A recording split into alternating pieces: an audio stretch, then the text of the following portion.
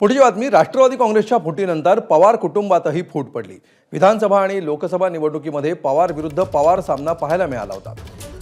आता माझा भाऊ पण माझ्यासोबत नाही हे दबकत म्हणतोय असं अजित पवार म्हणाले। गेल्या विधानसभा निवडणुकीमध्ये अजित पवार विरुद्ध त्यांचा पुतण्या युगेंद्र पवार असा सामना रंगलेला होता। यावेळी युगेंद्र पवारांचे वडील आणि अजित पवारांचे सख्खे भाऊ श्रीनिवास पवारांनी अजित पवारांच्या विरोधात भूमिका घेतली होती। त्यावरून भाऊ सोबत नसल्याची खंत आता अजित पवारांनी व्यक्त केली आहे। संघर्ष करणं, संकटाशी लढणं हा राष्ट्रवादी काँग्रेस पक्षाचा धर्म आहे। नव्या दमाच्या कार्यकर्त्यांना कामाची संधी देणं हेही आमचं काम आहे। स्वतःच्या घरात काय जळते ते पहिलं बघितलं पाहिजे ना, तर दुसऱ्याचं घर तुम्ही शाबूत ठेवू शकता। आमच्यातले काही पुढारी असे आहेत की त्यांच्या घरातलीच लोक त्यांच्या बरोबर नाही आणि बाकीच्यांना उपदेश करायला सांगतात।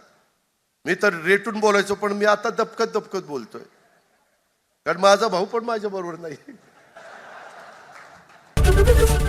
एबीपी माझा, उघडा डोळे बघा नीट।